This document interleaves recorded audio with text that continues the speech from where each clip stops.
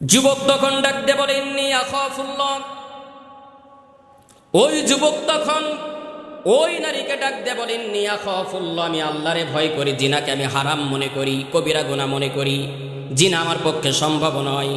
আল্লাহ রাব্বুল আলামিন কুরআনুল কারীমের 17 নম্বর সূরা সূরাত বানী ইসরাঈলের 32 নম্বর আয়াতের ভিতরে বলেন, ওয়ালা তাকরাবুজ জিনা ইন্নাহু কানা ফাহিশাতাও ওয়া সাআ সাবিলা। তোমরা জিনার কাছেও যেও না, তার নিকটবর্তীও হয় না।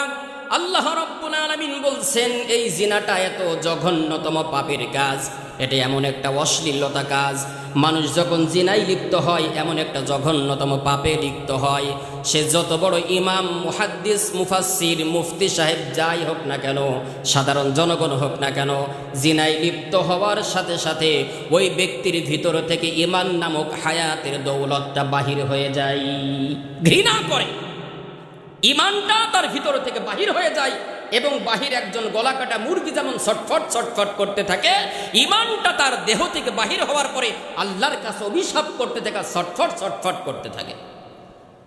বান্দা যখন তাওবা করে আবার তার কাছে ঈমান ফিরে আসে, আল্লাহর কাছে দুহাত প্রসারিত করে ক্ষমা প্রার্থনা করলে রব তখন তারে ক্ষমা করে দেন, ঈমানটা আবার তার মাঝে বিদ্যমান হয়। আল্লাহ তাআলা যেন আমাদেরকে হেফাজত করেন, সকলে বলছে আমিন। নবী করিম সাল্লাল্লাহু আলাইহি সাল্লামের কাছে একজন সাহাবী আসলেন, ইয়া রাসূলুল্লাহ। একজন ইহুদি আসলেন, ইয়া রাসূলুল্লাহ, আমি আপনার হাতে হাত রেখে কালিমার সোদা পান করতে চাই, কিন্তু একটা পারমিশন আমারে দিতে হবে। নবী করিম সাল্লাল্লাহু আলাইহি সাল্লাম বললেন, কি পারমিশন চাও তুমি? ওই আগন্তুক বলল, ইয়া রাসূলুল্লাহ, পারমিশনটা হলো আমার সব থেকে একটা বদ অভ্যাস, আমার জিনা করতে খুব ভালো লাগে। সুন্দরী যুবতী নারীগুলো যখন দেখে আমার বারংবার মনে চায় আমি জিনা করি। আপনি যদি এই পারমিশনটা দেন তাহলে আমি আপনার হাতে হাত রেখে কালিমা পড়ে মুসলমান হয়ে যাব। ডান পাশে বসা উমর, এই কথা উমর রাদিয়াল্লাহু তাআলা আনহু শুনছে। আপনাদের কাছে প্রশ্ন করতে চাই, উমরের মেজাজ কি গরম আছে নাকি ঠান্ডা? সকলে বলেন। উমরের মেজাজ এত গরম, তরবারি বাহির করছে, বেটা বিয়াদব তোর কল্লাটাকে দ্বিখণ্ডিত করব।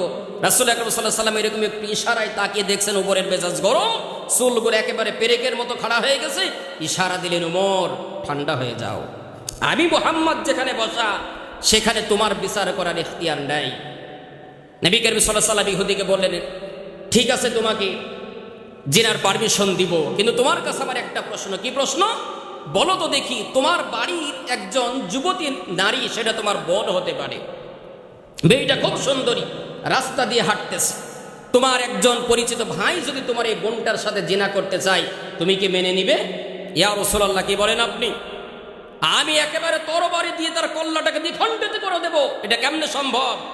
যদি তোমার মা হয়, মেজাজ তো আরো খারাপ, তারে আমি একেবারে টুকরা টুকরা করে ফেলবো। যদি তোমার মেয়ে হয়, তারে একেবারে জবাই করে তার মাংসগুলোকে কেটে কেটে টুকরা টুকরা করে কুকুরের খাবার বানিয়ে দিব। রাসূল আকরাম সাল্লাল্লাহু আলাইহি ওয়াসাল্লাম বললেন, আগন্তুক, হে আমার প্রিয় ভাই, ধরে নাও, তুমি যার সাথে জিনা করতে চাচ্ছ সেটা কারোর মা, কারোর বোন, কারোর মেয়ে, কারোর কলিজার টুকরা সন্তান। তোমার যদি কলিজায় আঘাত লাগে, তারও তো লাগে।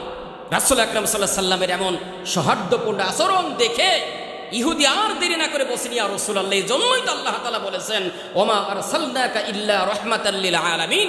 আপনার ভাষার ভিতরে এত মায়া, আপনার বোঝানোর শক্তি এতটা প্রখর, আমি আর জিহালিয়াতের ভিতরে থাকতে চাই না। হাতে হাত রাখলেন, কালিমার সুদা পান করলেন, মুমিন মুসলমান হয়ে গেলেন। সুবহানাল্লাহ।